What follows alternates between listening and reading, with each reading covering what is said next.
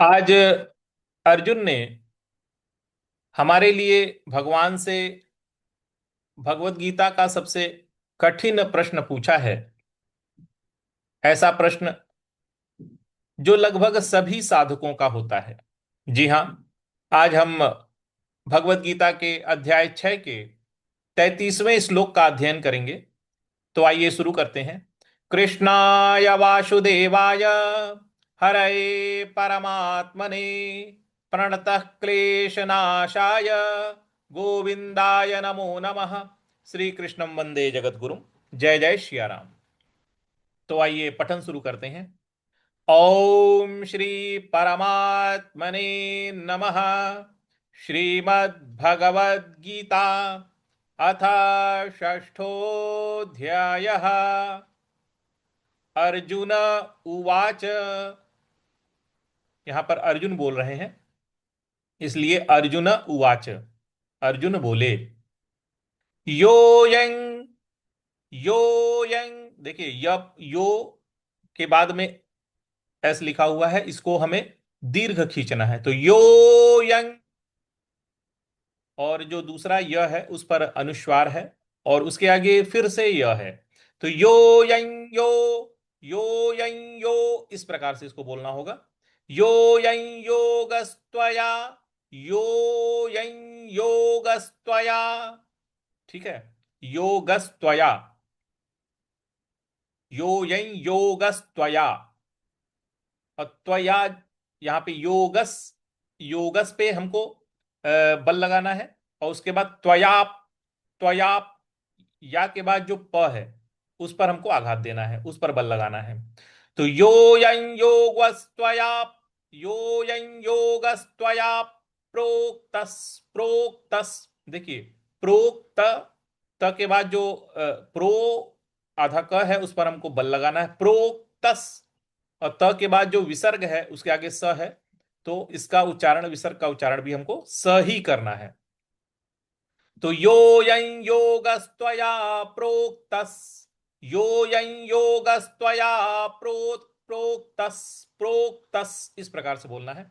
साम्येन मधुसूदन, साम्येन मधुसूदन, साम्येन, सा के बाद आधा म है उस पर हमको आघात देना है। साम्येन मधु सूदन, सूदन, न पूरा बोलना है, सूदन नहीं बोलना है, मधुसूदन मत बोल दीजिएगा, मधुसूदन। क्योंकि न के नीचे कोई हलंत नहीं है, इसलिए न का उच्चारण पूरा ही आएगा। तो साम्येन मधुसूदन, इस प्रकार से बोलेंगे। तो पूरी पंक्ति क्या बन रही है?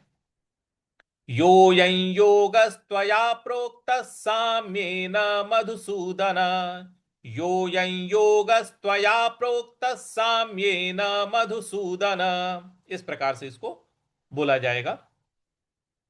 अगला पद है एतस्याहन्न पश्यामि, एतस्याहन, एतस, यहाँ पे त के बाद जो स है उस पर हमको आघात देना है। एतस्याहन, ह के बाद जो, ह के ऊपर जो अनुस्वार है उसके आगे न है, तो ह का अनुस्वार का उच्चारण भी हमें न ही ले आना है। तो एतस्याहन, एतस्याहन, एतस्याहन, न, न पूरा बोलेंगे, न पश्यामि, पश्यामि, पश्यामि, म पर छोटी की मात्रा है, तो पश्यामि, पश्यामि नहीं बोल देना है, पश्यामि। तो एतस्याहन्न पश्यामि, एतस्याहन्न पश्यामि, इस प्रकार से बोलेंगे। चंचलत्वा, चंचलत्वात्, चंचलत्वात्। देखिए, चंचलत, चंचलत, यहां पे च के बाद जो इया है, चंचलत, चंचलत, इस प्रकार से बोलेंगे। चंचलत, ल पे हमको, ल के बाद जो त है उस पर हमको आघात देना है। चंचलत्वात्, त्वात्, त्वा के बाद फिर त है, त्वात् स्थितिम, त्वात् स्थितिम, इस प्रकार से बोलेंगे। चंचलत्वात् स्थितिम, त्वात् स्थितिम, इस प्रकार से। चंचलत्वात् स्थितिम स्थिराम, स्थिराम स्थिराम।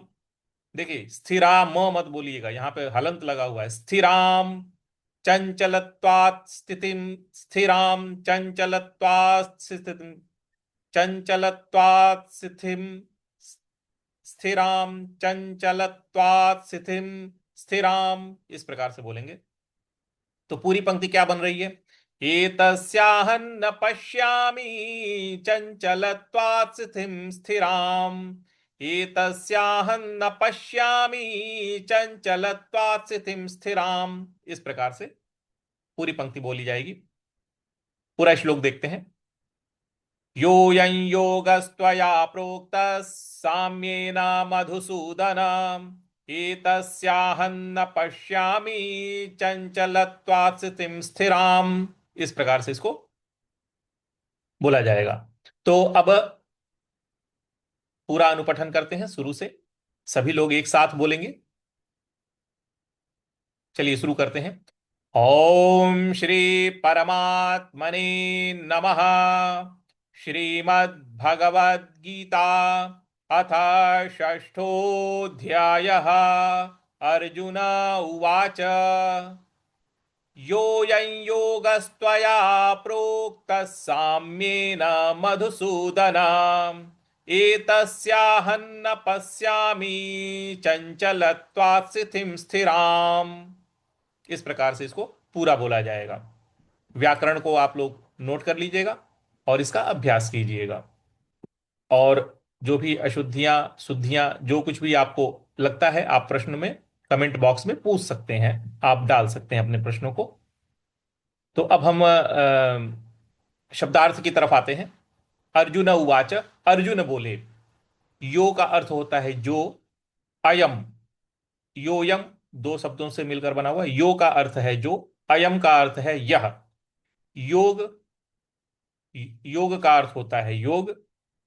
योगस्त्वया, त्वया का अर्थ होता है आपने। प्रोक्त, प्रोक्त है यानी कहा है। साम्येन, साम्येन का अर्थ होता है समता पूर्वक।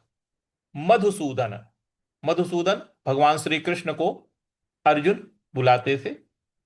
वो दोनों आपस में सखा थे, इसलिए वो भगवान को सीधे नाम लेकर के बुलाते थे। तो उन्होंने उनको मधुसूदन कहा है। श्री कृष्ण का, श्री कृष्ण को ही मधुसूदन कहा है। हे मधुसूदन, एतस्य, एतस्य यह योग, इस योग की, एतस्य यानी इस योग की, जिस योग के बारे में भगवान ने हमको समत्व योग के बारे में जो बताया है। अहम का अर्थ होता है मैं, न का अर्थ होता है नहीं। पश्यामि, पश्यामि का अर्थ है देखता हूं। चंचलत्वात्, चंचलत्वात् का अर्थ होता है चंचलता के कारण। किसकी चंचलता के कारण? मन की। स्थितिम, स्थितिम यानी स्थिति, जो हमारी स्थिति है। स्थिराम, स्थिराम का अर्थ होता है स्थिर। तो इस प्रकार से पूरा अर्थ क्या बन रहा है? अर्जुन बोले, हे मधुसूदन, जो यह योग आपने समभाव से कहा है, समत्व भाव से जो कहा है, मन के चंचलता के कारण, मन के चंचल होने के कारण मैं इसकी नित्य स्थिति को नहीं देखता हूं। देखिए, यही सभी साधकों का प्रश्न होता है कि मन चंचल होता है और हम उसकी स्थिति नहीं बना पाते हैं। तो अर्जुन हम हमारे लिए ही भगवान से पूछ रहे हैं। और यहां अर्जुन ने हमारी गीता साधना जो हम कर रहे हैं, उसका सबसे कठिन प्रश्न यही है जो उन्होंने भगवान से पूछा है कि आपने जो हमें समत्व योग बताया, जो आपने समत्व योग बताया कि सभी को हम समभाव से देखें, सभी को हम अपनी आत्मभाव से देखें, तो ये चूंकि हमारा मन ही स्थिर नहीं है, तो हम इस योग तक कैसे पहुंच पाएंगे? लगता ही नहीं है कि यह स्थिरता हम अपने अंदर ला पाएंगे। वह स्थिर नहीं लगता क्योंकि मन बहुत ही चंचल है। हम सभी साधकों का सबसे बड़ा प्रश्न यही है कि मन का चंचल होना। क्योंकि मन का इधर उधर भागना ये कोई कमजोरी नहीं है, ये मन का स्वभाव है, मन की प्रकृति है। और आप देखिए कि अर्जुन भी एक महायोद्धा हैं। काफी साधनाएं वो, काफी तपस्याएं कर चुके हैं, एक महायोद्धा है। लेकिन उसके बावजूद भी उनके जैसा महायोद्धा इस समस्या से घिरा हुआ है और मन को स्थिर नहीं कर पा रहा है। क्या आपको लगता है कि उनकी ये अवस्था रही होगी? कितनी तपस्याएं वो कर चुके थे, कितनी साधनाएं वो कर चुके थे। उनकी स्थिति हमसे काफी ऊपर थी। लेकिन ये जो प्रश्न उन्होंने किया भगवान से, वो हमारे लिए ही किया है कि हम कैसे अपने आप को कंट्रोल करें। तो ये हमारी तरफ से अर्जुन ने भगवान से प्रश्न किया हुआ है।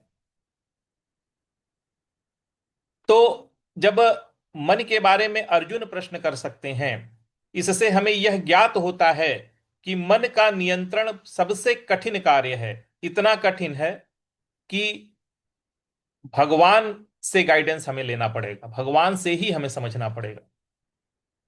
लेकिन हां, सबसे बड़ी बात कि यह असंभव नहीं है, जिसका हल हमें भगवान स्वयं भगवत गीता में आगे बताएंगे।